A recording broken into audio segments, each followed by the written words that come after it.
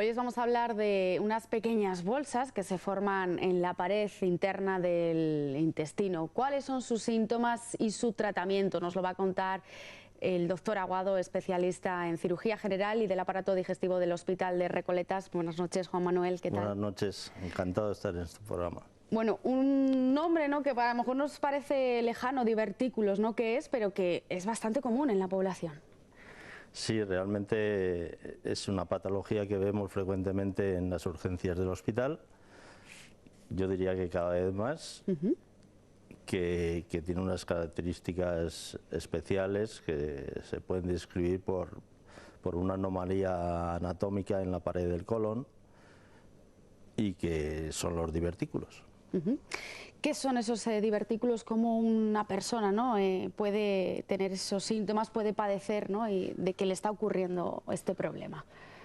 Bueno, la existencia de divertículos, que en realidad son unas saculaciones o herniaciones producidas en la pared del colon, por la cual se forman unos saquitos o bolsitas, que es muy común en nuestro ambiente, en nuestro país, en el mundo occidental, diríamos nosotros, en el mundo en que vivimos, sobre todo en Europa, Estados Unidos, Australia, y mucho menos frecuente en otros puntos de la geografía mundial. ¿Cuáles son sus síntomas? Bueno, la existencia de divertículos en el colon de por sí, que llamamos diverticulosis, no tiene por qué producir patología, no producen apenas síntomas y en realidad es un hallazgo casual, generalmente radiológico, que no precisa además ningún tratamiento. El problema está cuando estos divertículos se complican y se pueden complicar de diferentes formas. Estos divertículos se complican aproximadamente en el 25% de los casos en que existen divertículos. En realidad la enfermedad en sí empieza cuando existe una inflamación de uno o de varios divertículos en el colon. Es decir, podemos padecerlos, ¿no?, pero no tener síntomas y no tener tratamiento tampoco, claro. Bueno, podemos tenerlos, existen anatómicamente en el colon, pero no nos va a producir ningún problema. El problema es cuando llegan a infectarse, ¿no?, a realizarse una infección. Exactamente. El divertículo, en general, hay varias teorías para explicar la existencia de los divertículos. La más común es que existe un aumento de la presión en la luz del colon. ¿Y por qué existe un aumento de la presión? Pues esencialmente por la dieta. Y la dieta pobre en fibra pues crea una mayor presión en el colon. Y esto, sin duda alguna, como en otro tipo de patología, los factores ambientales y dietéticos son la principal causa de la existencia de divertículos.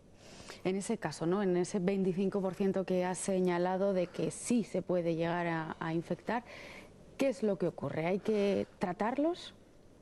Efectivamente, el divertículo se infecta, ¿por qué? Porque se acumulan heces, las heces tienen bacterias, las bacterias infectan uno o varios divertículos y se produce esa infección.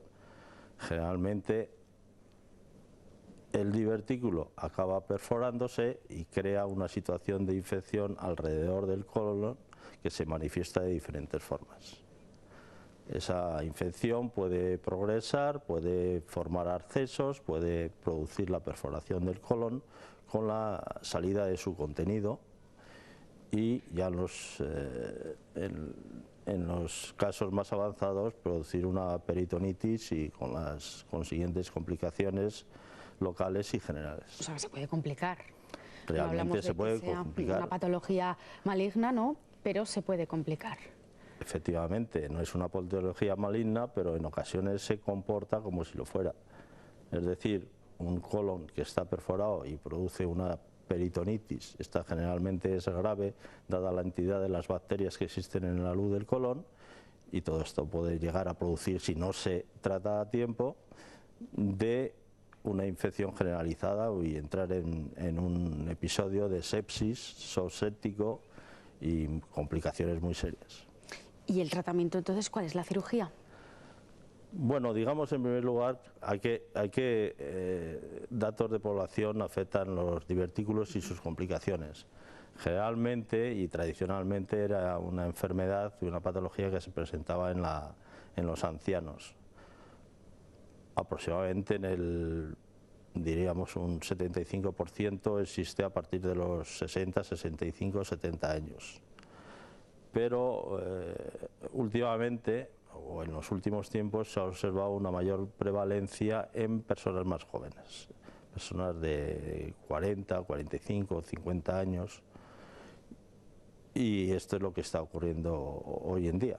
O sea, que ha cambiado ese perfil y no será por el hecho de la dieta, que siempre, bueno, se está en esa dieta mediterránea a comer fibra, ¿no? Que hoy en día se hace mucho hincapié en ello, ¿no? Eso es lo ideal en este caso. La dieta rica en fibra disminuye la presión en la luz del colon y crea un bolo fecal más saludable, diríamos así, que evita la formación de divertículos y sus complicaciones. ¿Ese tratamiento, por lo tanto, es igual para personas más mayores que Bueno, jóvenes? El tratamiento comienza cuando acude el paciente al hospital porque tiene una complicación, es decir, porque tiene una diverticulitis. Una vez diagnosticado, evaluado, el diagnóstico generalmente es por su clínica. La diverticulitis se presenta por dolor abdominal localizado generalmente en el cuadrante inferior izquierdo del abdomen, que se acompaña en numerosas ocasiones de fiebre. El paciente va al hospital y se le practica una prueba de imagen. La mejor, la más indicada es el escáner, el TAC abdominal, donde se ve las características de que, primero, de que existen divertículos, segundo, de que la pared del colon está engrosada, de que existe una inflamación de la grasa pericólica y que pueda haber fuga de contraste por las paredes del colon. Y esto se realiza con un escáner. También se puede, en casos de no tener escáner, la ecografía es igualmente casi tan eficaz como el escáner.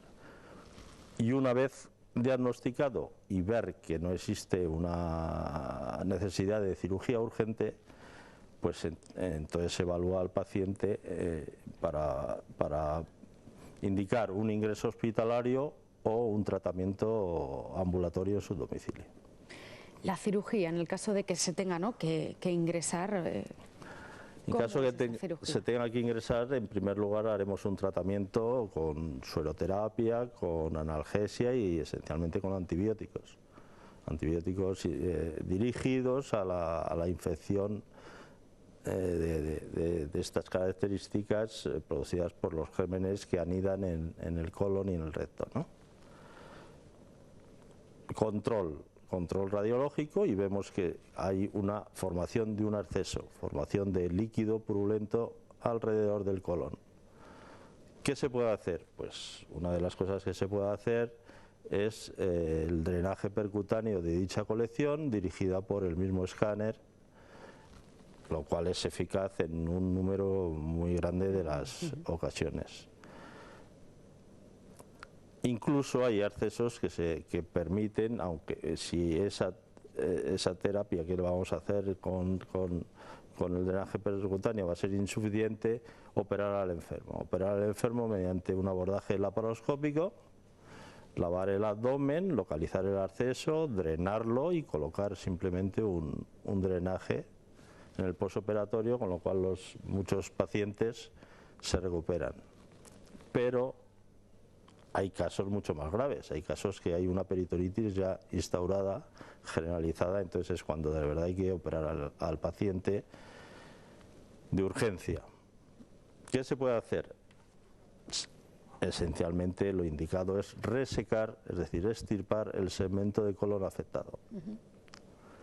Luego, dependiendo de las condiciones locales y de la gravedad del caso, de la existencia de mucha cantidad de líquido purulento, incluso de heces, pues nos indicará a criterio del cirujano unir luego el colon extirpado con el recto o no hacerlo. Hay muchas veces personas mayores, personas que tienen otra patología asociada, que no está indicado por el riesgo de dehiscencia o de fuga posterior el hacer la unión de ese colon. En ese caso hay que hacer una colostomía, es decir, abocar el extremo proximal de la resección a la pared del colon, generalmente temporalmente. Al cabo de unos meses, cuando el paciente esté completamente asintomático y en muy buenas condiciones, se puede volver a unir el colon con el colon o con el recto. Esto de todas formas son en los casos, como estamos diciendo, más complicados. No es lo habitual. Hay gente que nos está viendo, ¿no?, que tiene esas pequeñas bolsas y dice, voy a acabar en todo esto. No, exacto, es un porcentaje mínimo, ¿verdad? Pequeño, sí. Pero lo hay. Después, ¿qué recomendaciones se le da, doctor Aguado, a los pacientes una vez que han pasado, ¿no?, este problema? Bueno, hay que distinguir todos los casos, ¿no? Hay que ver, una persona tiene un brote de diverticulitis, se soluciona con tratamiento médico sin operar, se va a su casa, pasa un tiempo y ¿qué pasa? Pues puede tener otro brote, porque realmente los divertículos siguen ahí, ¿no?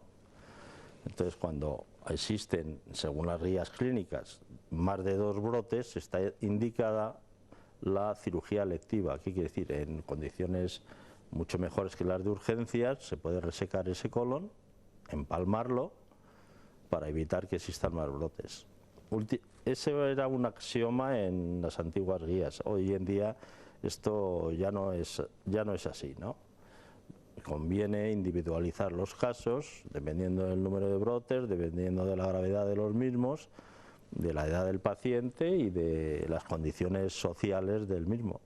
Entonces se puede pactar con el paciente el hecho de extirpar ese colon, que puede ser factible de seguir con los brotes de diverticulitis. Esta cirugía se puede hacer abierta, se puede hacer por vía laparoscópica. Es decir, el tratamiento de la diverticulitis es muy dependiente del paciente y de la relación del cirujano con el paciente. O sea, que es importante también esa proximidad, exacto, ¿no?, con el paciente. Pues Juan Manuel, nos hemos quedado ya sin tiempo, pero muchísimas gracias por habernos explicado otra patología más. Muy bien, un placer.